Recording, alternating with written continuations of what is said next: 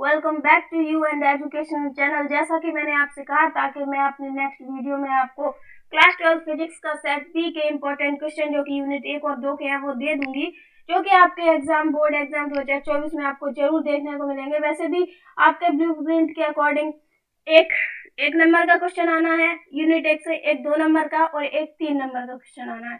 तो मैं इसके साथ इसी वजह से, ताकि आपको कोई परेशानी ना हो, मैं एक नंबर के क्वेश्चन भी लेकर आई हूँ, जिसमें से सही विकल्प के उत्तर में से सबसे पहला क्वेश्चन है कि विद्युत क्षेत्र का मात्रक है। तो विद्युत क्षेत्र का मात्रक N/C होता है और मुक्त आकाश के परावैद्युतांक यानी कि विद्युतशीलता का विमीय सूत्र होता है। तो इसका विमीय सूत्र ये होता है। नेक्स्ट है पृथ्वी का विभव माना जाता है। तो पृथ्वी का विभव 0 माना जाता है। नेक्स्ट है दो संधारित्रों को समांतर क्रम में जोड़ने पर, अगर हम दो संधारित्रों को समांतर क्रम में जोड़ते हैं तो प्रत्येक संधारित्र पर समान होगा। क्या समान होगा? तो विभव समान होता है। एम्पियर मात्रक है, एम्पियर विद्युत धारा का मात्रक होता है। नेक्स्ट है किसी तार की प्रतिरोधकता निर्भर करती है।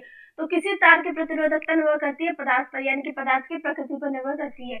नेक्स्ट है एक तार को खींचकर उसकी लंबाई दोगुनी करने पर उसका प्रतिरोध हो जाएगा, यानी कि किसी तार की लंबाई अगर दोगुनी कर दे तो उसका प्रतिरोध हो जाता है 4 गुना हो जाता है।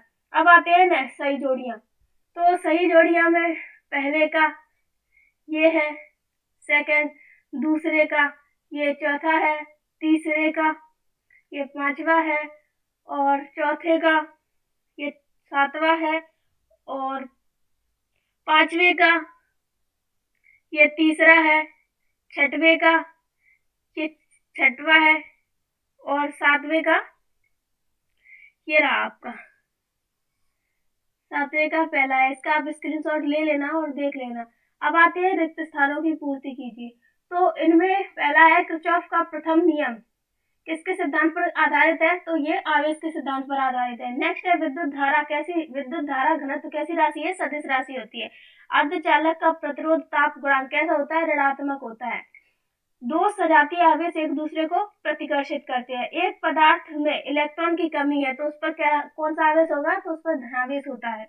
किसी विद्युत त्रिध्रुव का नेट आवेश सदैव 0 होता है। एकल ऋणावेश के लिए स्थिर विद्युत क्षेत्र रेखाएं अनंत से प्रारंभ होती हैं। देखिए, मैं आपके लिए आंसर ये प्रोवाइड कर रही हूँ ताकि आपको परेशानी ना हो ढूंढने में और आपका टाइम बर्बाद ना हो। तो आपका भी फर्ज बनता है कि आप इस वीडियो को लाइक करें और सब्सक्राइब जरूर कर लें, ताकि आपको नेक्स्ट वीडियो भी मिलती रहे, क्योंकि मैं आपको सारे सब्जेक्ट के इंपॉर्टेंट क्वेश्चन बताऊंगी जो पक्का आपको पेपर में देखने को मिलेंगे। आप बस अभी से तैयारी में जुट जाइए। तो मैंने यहाँ पे एक नंबर के एक वाक्य के प्रश्न भी दिए कि किस प्रकार के आवेश समूह के लिए विद्युत क्षेत्र दूरी के व्युत्क्रमानुपाती होता है। तो इसका आंसर आप ढूंढ लेना, क्योंकि यहाँ से ये कट गया है। नेक्स्ट है विभव का मात्रक SI मात्रक है। तो विभव का SI मात्रक वोल्ट होता है। नेक्स्ट है उस भौतिक राशि का नाम लिखिए जिसका SI मात्रक जूल प्रति कूलम है। तो विभव का SI मात्रक जूल प्रति कूलम है। और इनको आप बिल्कुल अच्छे से याद कर लेना, क्योंकि हो सकता है यही क्वेश्चन आपको रिक्त स्थान में पूछने को मिल जाए, हो सकता है आपको विकल्प वाले क्वेश्चन में देखने को मिल जाए, या फिर आपको एक वाक्य वाले में भी देखने को मिल सकते हैं। नेक्स्ट है प्रतिरोधकता का सूत्र। तो प्रतिरोधकता का सूत्र ये होता है। और नेक्स्ट है क्या? किरचॉफ का नियम AC और DC दोनों प्रकार के परिपथ पर लागू होता है। तो इसको भी आप देख लेना। नेक्स्ट है विद्युत शक्ति का SI मात्रक। तो विद्युत शक्ति का SI मात्रक वाट होता है। नेक्स्ट है विद्युत फ्लक्स सदिश राशि है अथवा अदिश राशि है, इसका SI मात्रक लिखिए।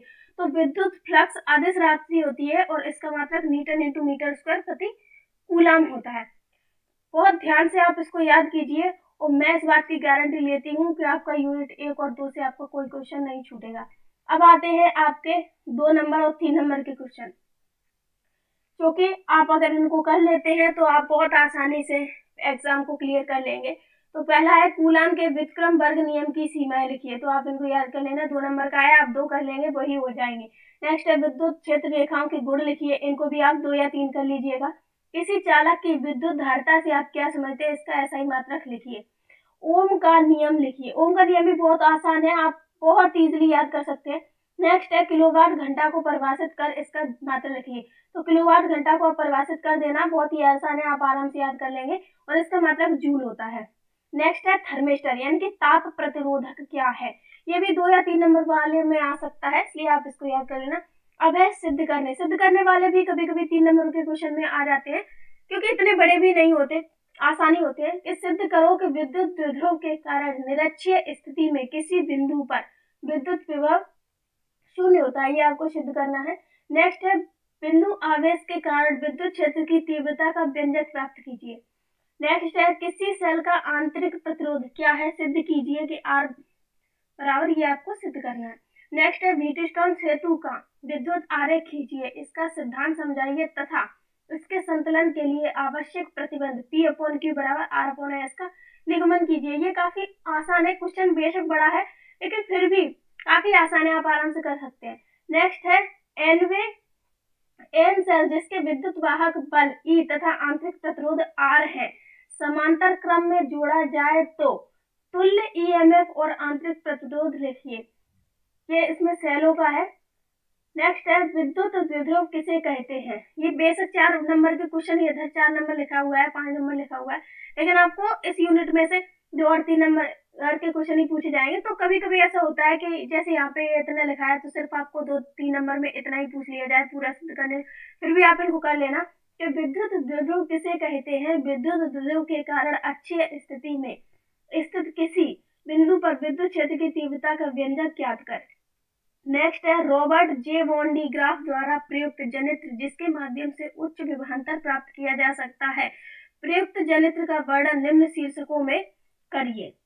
तो ये आप देख लेना, इसको समझ लेना। आप ये वाला क्वेश्चन ना भी करें तो भी कोई बात नहीं, क्योंकि वैसे भी ये बड़ा क्वेश्चन है, 5 नंबर में आता है, लेकिन बाकी के क्वेश्चन आप जरूर कर लें। और ये 18वां भी कर लें कि धारा विद्युत के अंतर्गत किरचॉफ के नियमों को लिखिए एवं इन्हें समझाइए। तो इनके आप नियम याद कर लेना, 3 से 4 कर लेना।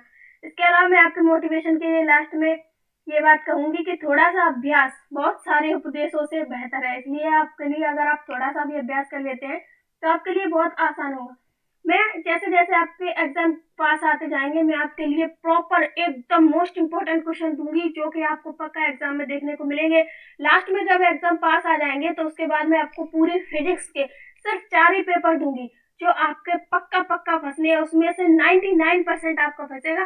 बस आप मेरे साथ बने रहिए और मेरे चैनल को सब्सक्राइब कर दीजिए और इस वीडियो को लाइक कीजिए ताकि मुझे भी मोटिवेशन मिले और मैं आपको सारी इंफॉर्मेशन, सारे इंपॉर्टेंट क्वेश्चन प्रोवाइड कर सकूं। धन्यवाद।